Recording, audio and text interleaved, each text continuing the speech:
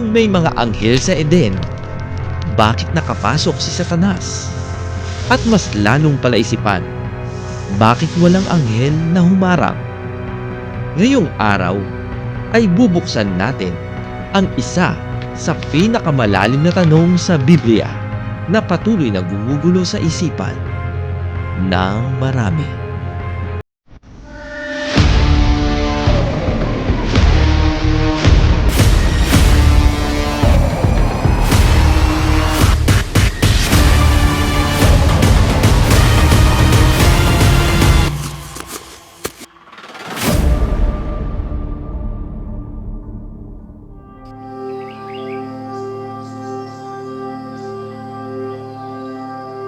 Ang hardin ng Eden ay lugar ng presensya ng Diyos. May kapayapaan, kasaganaan, at relasyon. Ang Eden ay hindi lang paraiso. Ito rin ay lugar ng desisyon. At iniutos ng Panginoong Diyos sa lalaki na sinabi, sa lahat ng punong kahoy sa halamanan ay makakakain ka na may kalayaan. Datapwat sa kahoy ng pagkakilala ng mabuti at masama ay huwag kang kakain, sapagkat sa araw na ikaw ay kumain niyaon, ay walang pagsalang, mamamatay ka. Dito nakikita na ang utos ng Diyos ay meron tayong kalayaang sundin, o kaya naman, suwayin.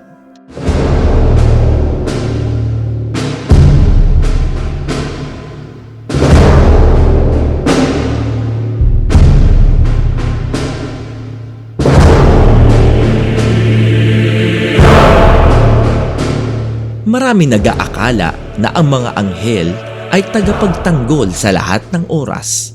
Pero ayon sa Biblia, hindi baga silang lahat ay mga espiritong tagapaglingkod na mga sinugo upang magsipaglingkod sa kapakinabangan ng mga magmamana ng kaligtasan.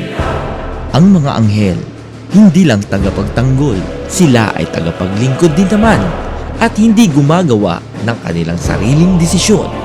Sila ay sumusunod lamang sa kautusan ng Diyos. Walang talata sa Biblia na mababasang inutusan ng Diyos ang anghel para pigilan si Satanas.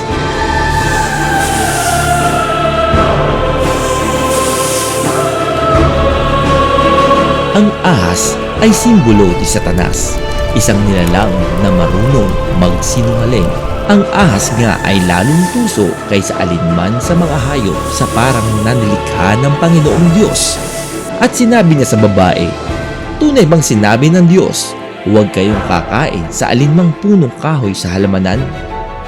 Hindi pinilit ng ahas si Eva, ni hindi hinawakan ang kanyang kamay. Ang kasalanan ay pumasok hindi sa pamamagitan ng lakas, kundi sa pamamagitan ng paglilinlang.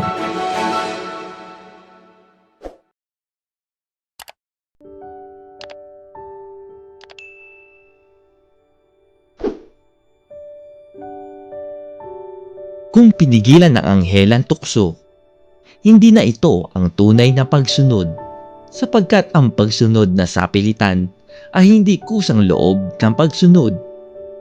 Aking tinatawag ang langit at ang lupa na pinakasaksi laban sa inyo sa araw na ito, na aking ilagay sa harap mo ang buhay at ang kamatayan, ang pagpapala at ang sumpa.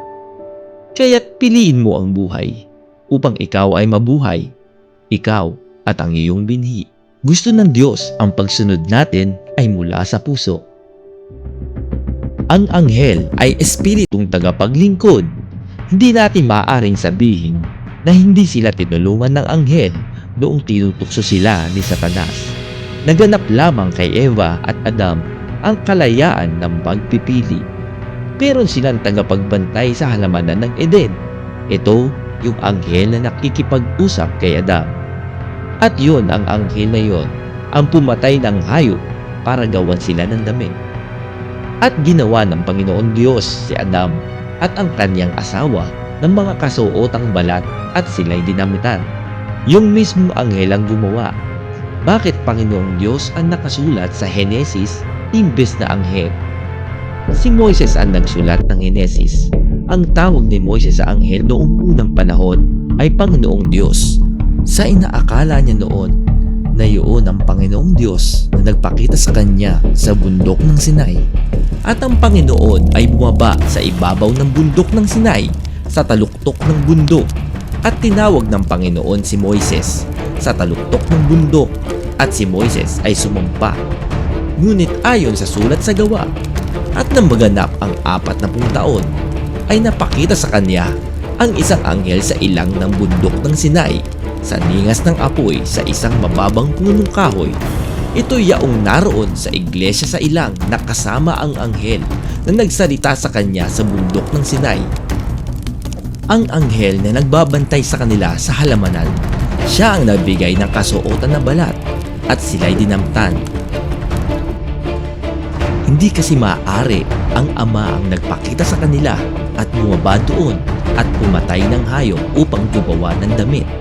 Sapagkat ang patotoo ni Kristo, walang taong nakakita kailanman sa Diyos. Ang bugtong na Diyos na nasa sinapupunan ng Ama, siya ang nagpakilala sa Kanya.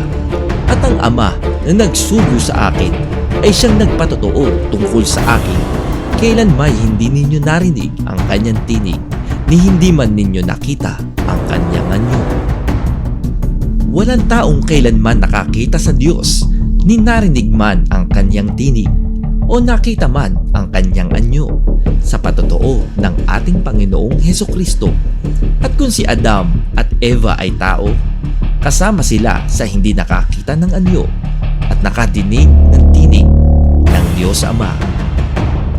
Kaya ang Panginoong Diyos na tinutukoy sa sulat ni Moises sa Henesis na nakakausap at nakikita nila Adam at Eva ay isang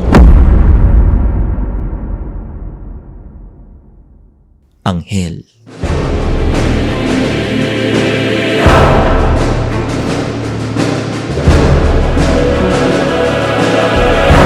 Kaya't hindi na ang tanong, bakit hindi ipinagtanggol ng anghel ang tao? Kundi, kung may kalayaan kang pumili, ano ang pipiliin mo?